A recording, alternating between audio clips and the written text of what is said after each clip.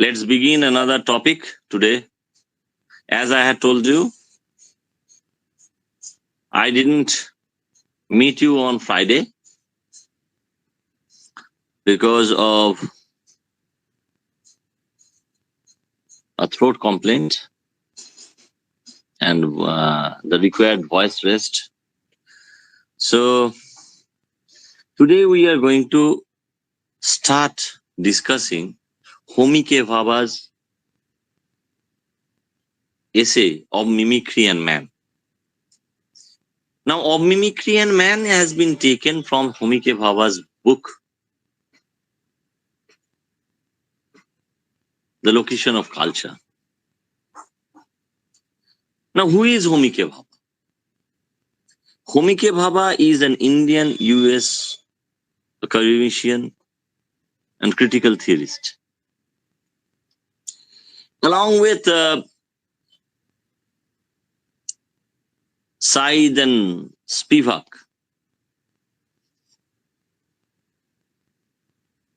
Homi Bhabha is considered to be one of the triumvirate of post-colonial theoreticians. In fact, Homi Bhabha was born in 1949 and he is still academically active. He is a chair professor of humanities, the and as Roydenberg professor of humanities at Harvard University.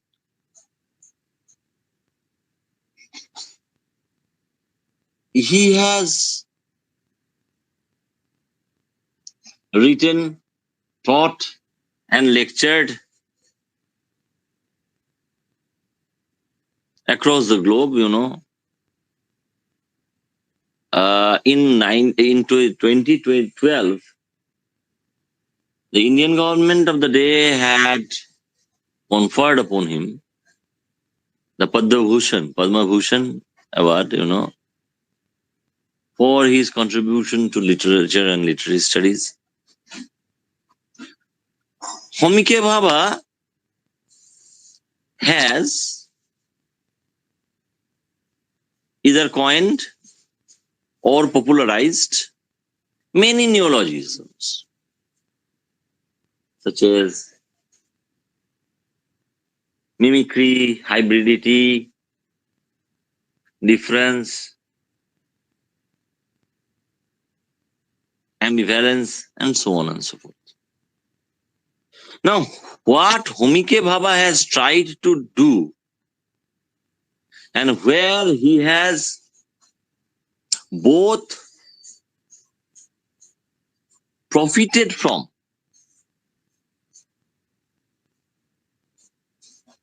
and veered towards, that means deviated from, someone like an Edward W. Said, is that he has always tried to highlight the various nuances of the colonial discourse and the colonial encounter between the colonizers and the colonizers. Now, we have already read and discussed Edward Said's introduction to Orientalism. We know that Orientalism was basically based on a categorization, the politics of representation of the East by the West, because West was more powerful, more organized, and so on and so forth. Now, Bhabha, with his training in and awareness of such diverse theoretical positions as psychoanalysis on the one hand and post-structuralism on the other, has tried to point out that it was not an unproblematic encounter.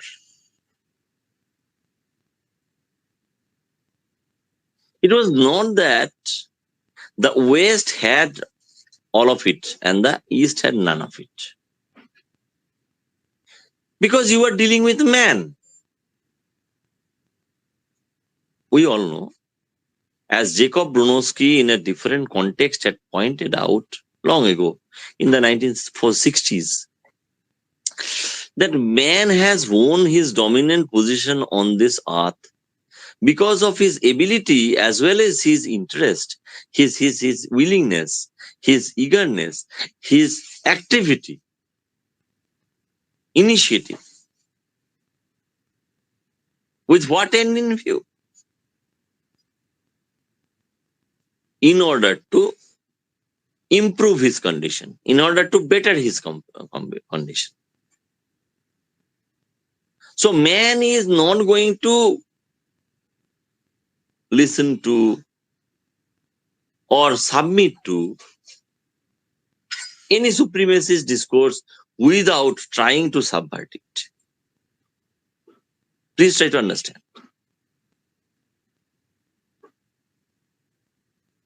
When I am trying to say, force you to attend the online classes, and I have some power at my disposal, being a teacher, I am trying to impose that will. You, on the other hand, are trying to resist it. So there is this kind of resistance at work, either implicitly or explicitly, all the time. Be it national, cultural, or gender political. Because, you know, post-colonialism, Marxism, feminism, these are all contextual discourses that try to ameliorate the plight of the marginalized.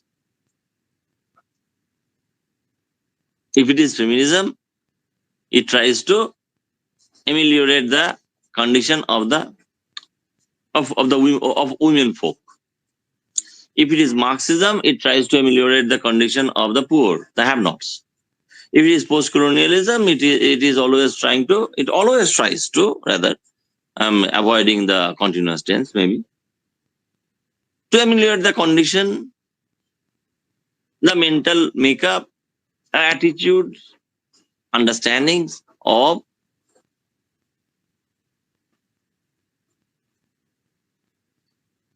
the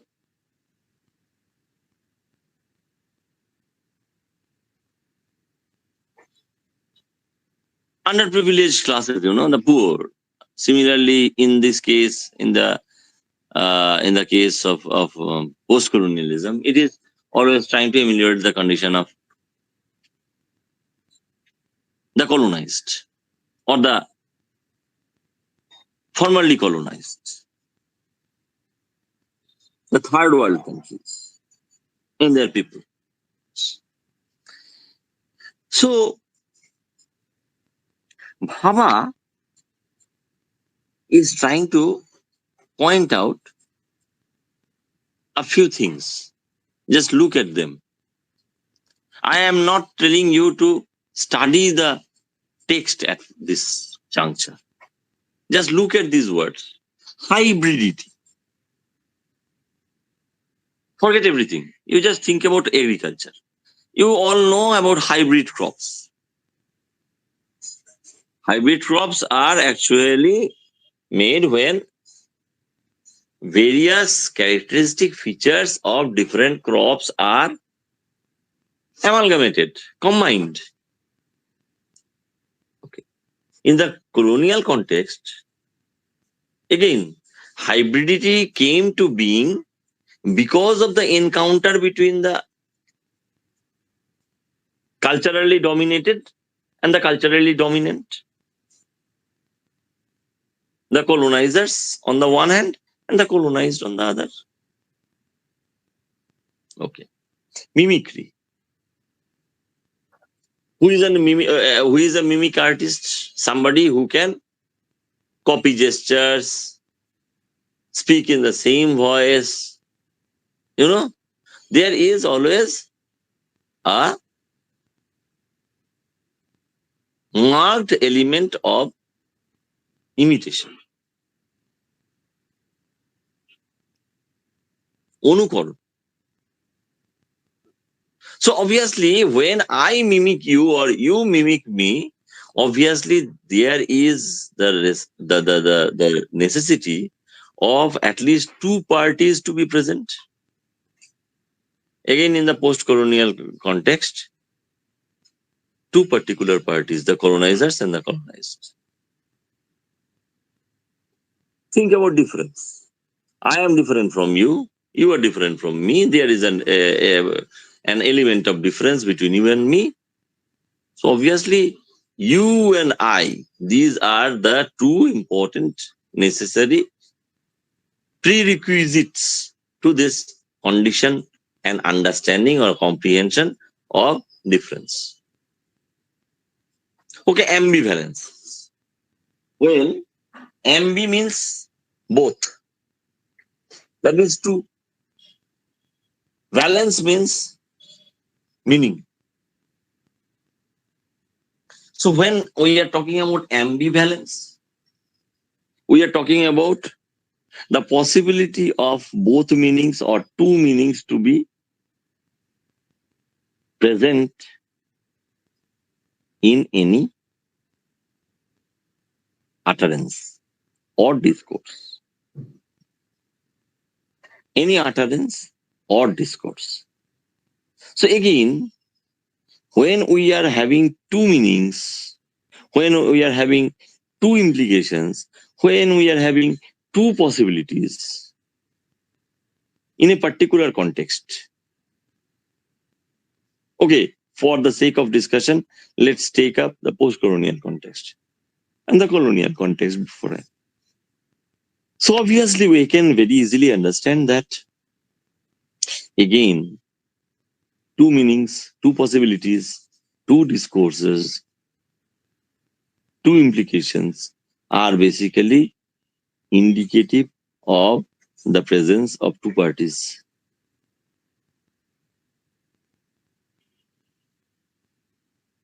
So what Bhabha is trying to do all through both the book Location of Culture and also the edited anthology of critical articles, Nation and Narration. Bhabha is trying to point out the nuances, the problematic nature,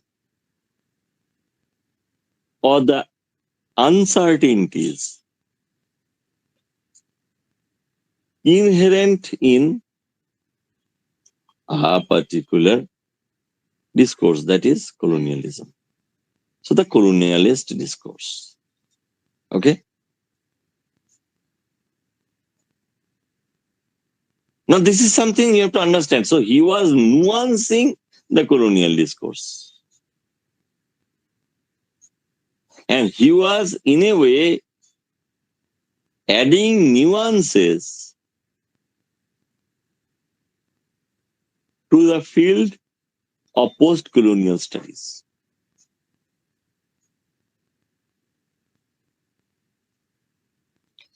Now let us look at the title of the essay that we are going to read together, Of Mimicry and Man.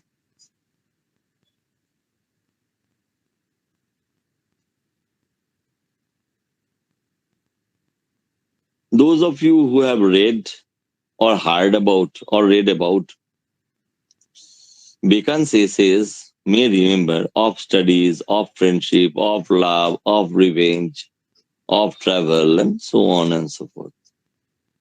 So of means about, in the subject of, as regards, or with regard to. So in a particular context, Of Mimicry and Man talks about mimicry as a phenomenon both physical and psychological, and man. So obviously, we are dealing with the human subject.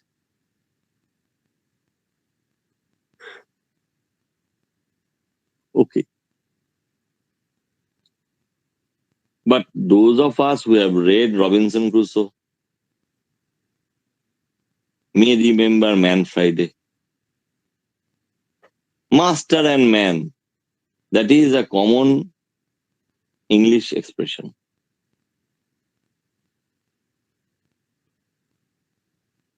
So, you see, man can also mean some kind of inferior, some kind of an inferior being, an inferior human being.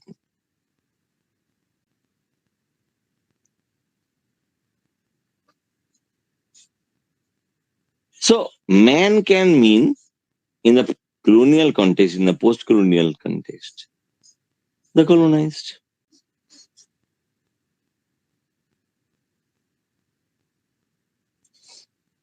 Have you understood this much?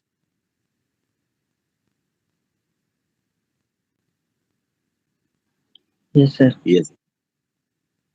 Okay. Is there anyone who has not understood this much?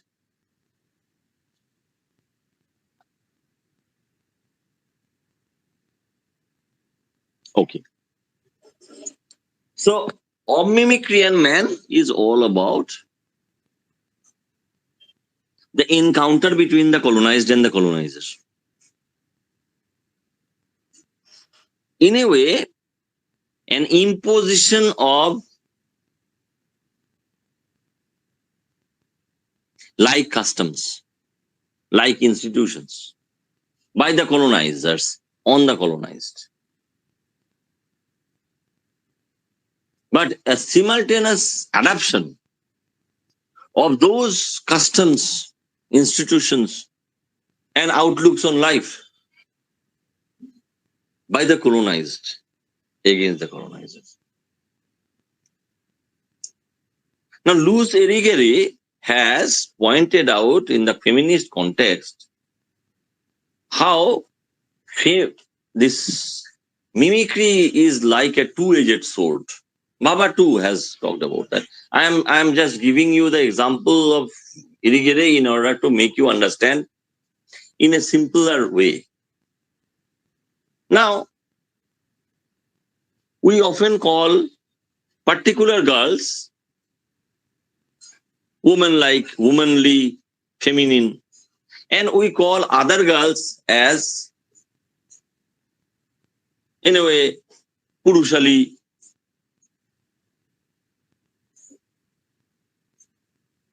or tomboyish, hoydenish, and so on and so forth. So have we ever understood that the adoption of the feminine pose, if it is a pose, it can subvert the authority of patriarchy in unthinkable ways by women?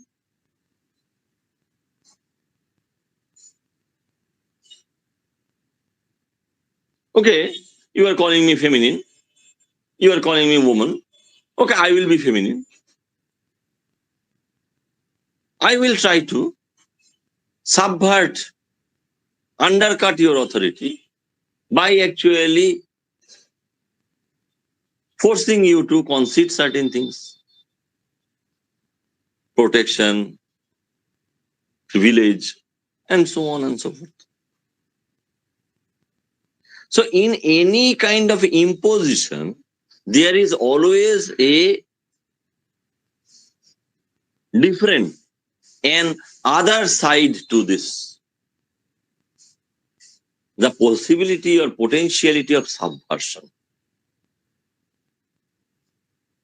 And this is what actually makes mimicry a very, very dicey and important, significant concept in the post-colonial context.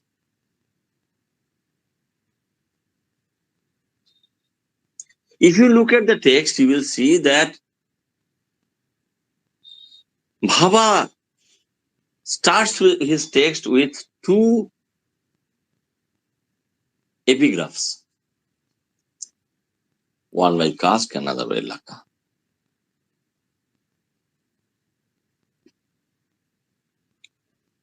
And we'll have to understand why Bhabha actually used those epigraphs.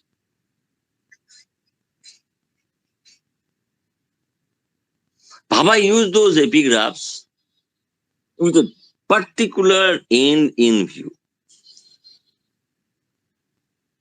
I will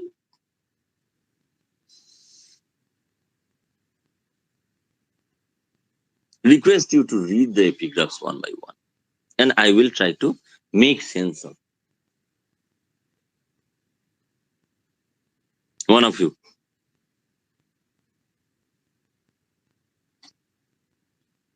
Yes, sir. May I? Yes, do. The first epigraph is mimicry reveals something insofar as it is distinct from what might be called an itself that is behind. The effect of mimicry is camouflage. Wait a minute. The effect of mimicry is camouflage.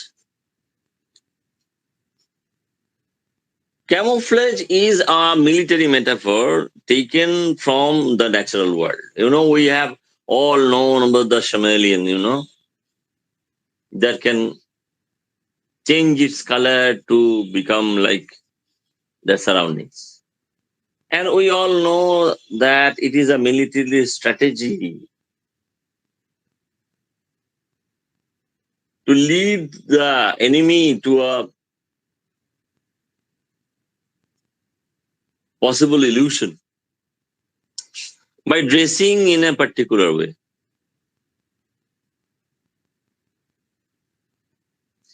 So, read the first portion of the epigraph again. Yes, sir. Mimicry reveals something. You do one thing. You shut the door. That is the problem with you. Actually, where you stay, there is always background noise. Yes, sir. That's why I'm not willing to read it, but no one is stepping ahead. Please, someone read it. Sir, may I? Yes, please do. Bikram, poor man, he has this problem, Where he stays, there is always background noise.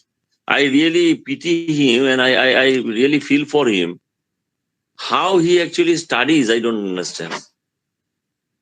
In my case, because I have to depend solely on sound, on the audiobooks and all that, and reading, I couldn't have lived there. Yes, you go on. Yes, sir. Mimicry reveals something insofar as it is distinct from what might be called on itself that is behind. Yeah. The effect. Wait. So there is an element of similarity, but a lack of identity. It is almost the same, but not quite the same. It is almost the same, but not quite the same. So mimicry brings to the table an element of similarity, an element of make-believe even. Okay. The next epigraph. It is not a sorry. The effect of mimicry is camouflage. It is not a question of harmonizing Harmonizing. Yes, sir. Harmonizing with the background, but against a mottled background of becoming mottled, exactly like the technique of camouflage practiced in human warfare. Camouflage. So you are actually becoming mottled against a mottled background. So dissimilarity is being accentuated in order to create an idea of any lack of difference.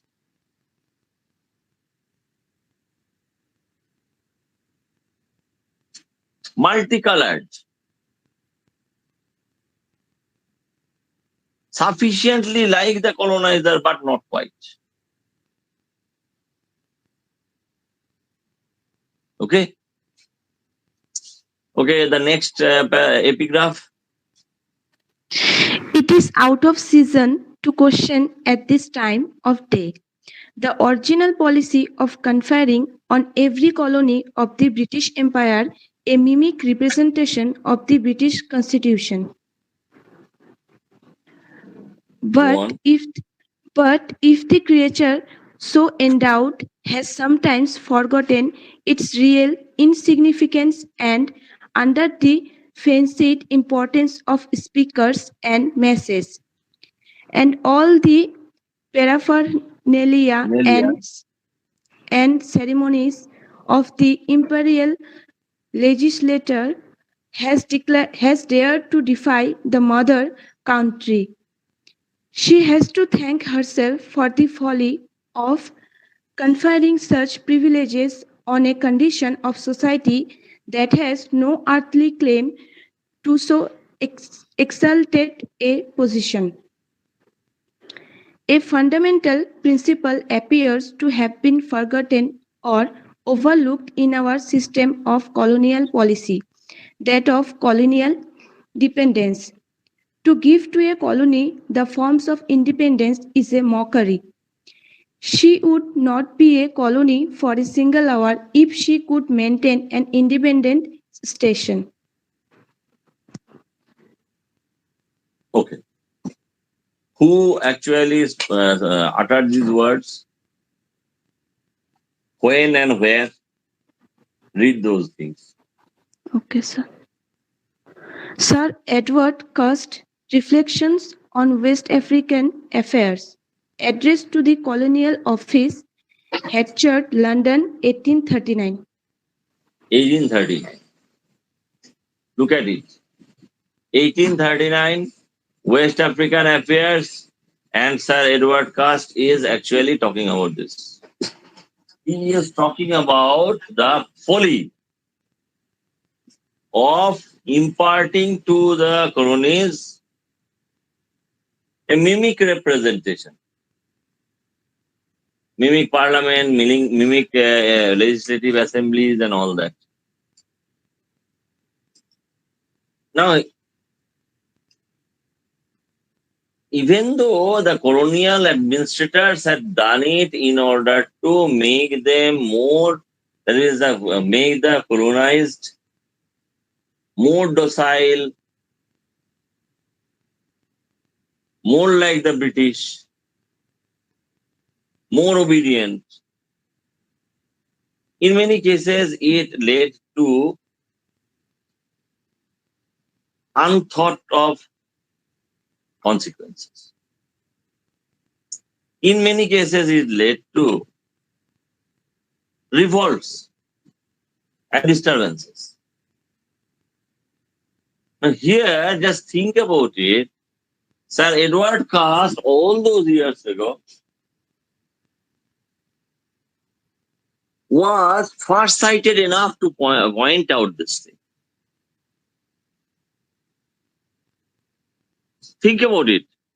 He is trying to talk about colonial dependence. He is trying to say what Churchill would say 1 century afterwards. Churchill had once said about India that India will not be able to keep its independence or her independence for even a single day.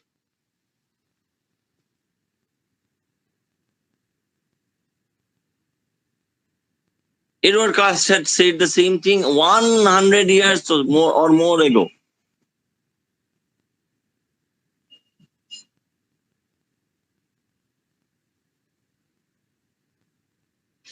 I am trying to problematize the two opinions. By Cast, I am going to extend it. Caste said that any colony will not remain a colony for a single hour if she had or it had the power to be independent, free from British dependence or colonial dependence. So when they became powerful enough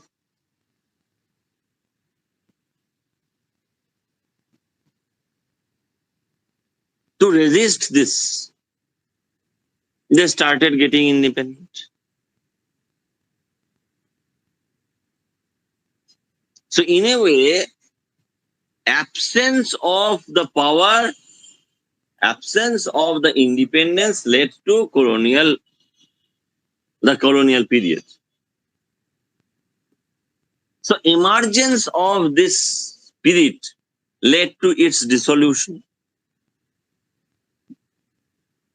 Now, in order to point out the fallacy of Churchill's statement, I may say, or we may say that Churchill had said that India or such other countries will not be able to maintain its independence for any length of time, but we all know that we have just had another Independence Day.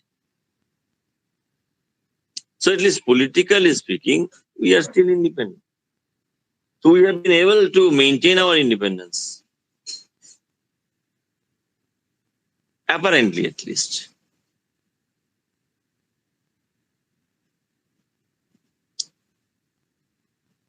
So in a way, you will see that in both cases, the two epigraphs that Bhabha has chosen point out the same thing. How mimicry is always a kind of an ambivalent stance. It has got two sides to it. Okay. With this, I come to the end of my discussion for the day. I will now invite and expect questions and comments from you.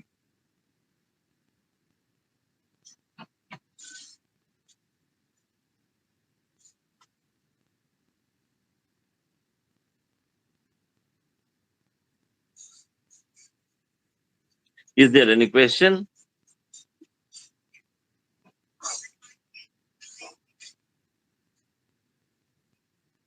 Come on, tell me.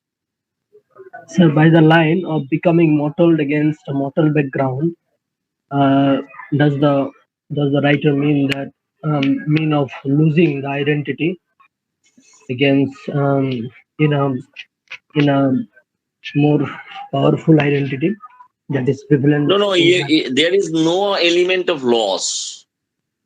Apparently, there is an element of loss, but actually, underneath it all, there is basically the adoption of a feigned identity, a different identity from your own. So there is always this element of make-believe. There is always the element of deception. There is always the element of subversion. Are you getting my point? Yes. So when you are adopting a particular, when I am imposing on you that you have to dress like this, you have to speak like this, you have to walk like this, you have to eat like this, I am actually trying to make you as similar to me as I possibly can. And you, on the other hand, in the colonial context, are actually taking all this trouble. Why? In order to endear yourself to me, in order to get more out of me and all that. And in the long run, in order to supplant me or oust me. So in a way, if the colonial effort of imposing mimicry was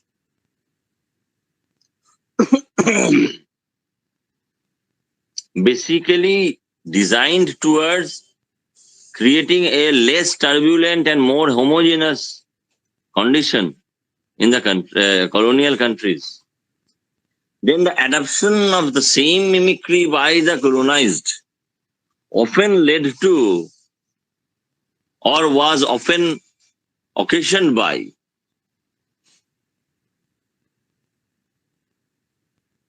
the colonized interest in learning and paying the colonizers back in their own coins. Any other question?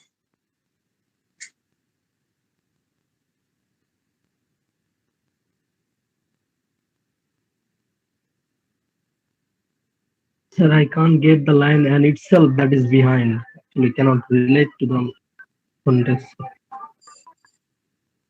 You know, the line from Laka, itself that is behind, that is not on it, it's behind it.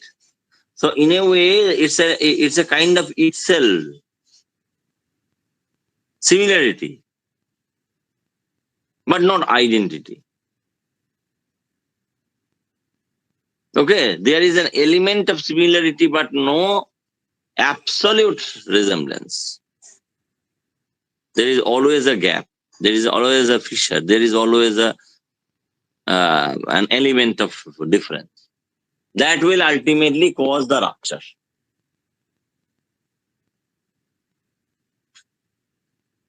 Okay, any other question?